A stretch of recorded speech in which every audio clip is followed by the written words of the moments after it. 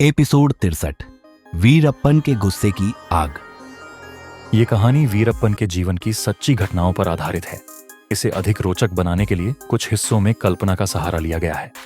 हर दिन हमारे चैनल पर वीरप्पन की इस अनसुनी कहानी को जानने के लिए जुड़े रहें।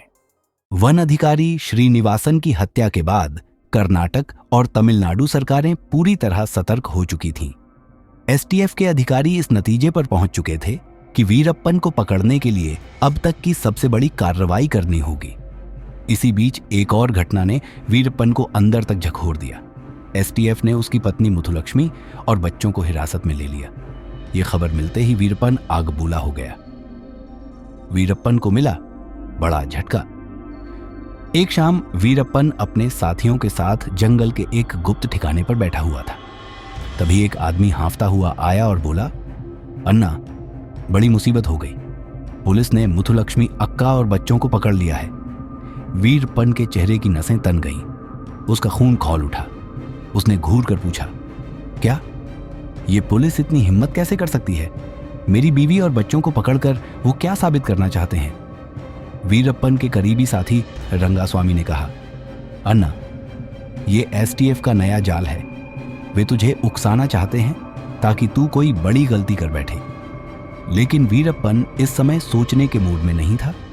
उसने गुस्से में हथियार उठाते हुए कहा, अब सरकार को समझ आएगा कि उन्होंने कितनी बड़ी गलती की है। अगर उन्हें मेरा गुस्सा देखना है तो उन्हें वो भी मिलेगा। एसटीएफ की योजना।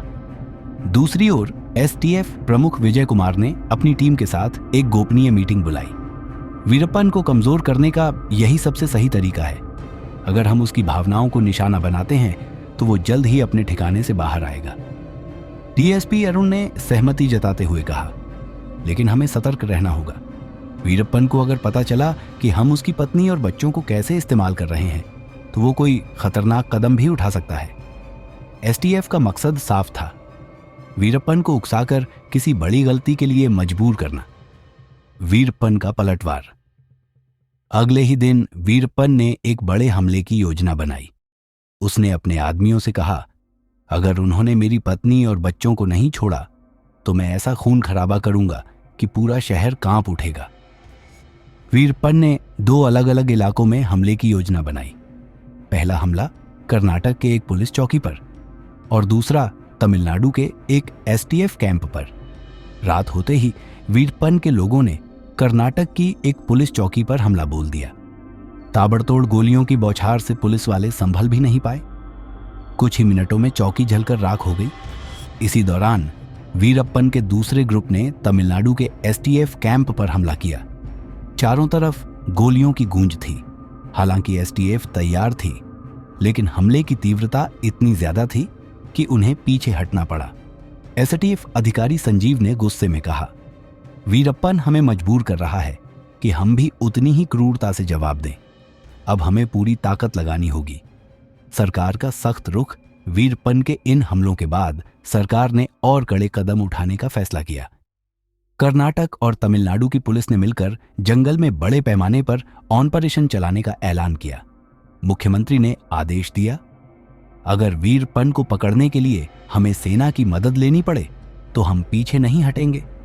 उसे अब खत्म करना ही होगा।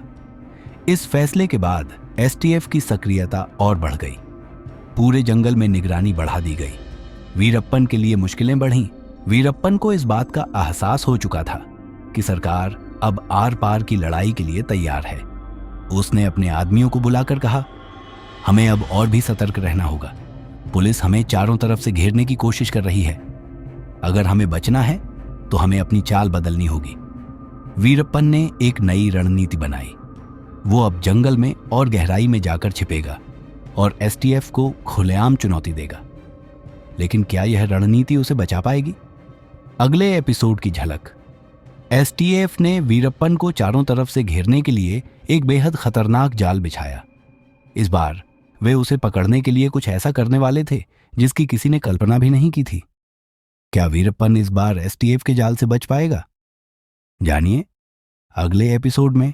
हमारे चैनल से जुड़े रहें और वीरप्पन की पूरी कहानी जानने के लिए हर दिन हमारे अगले एपिसोड का इंतजार करें। अगर आपको यह एपिसोड पसंद आया हो तो लाइक और सब्सक्राइब करना न भूलें।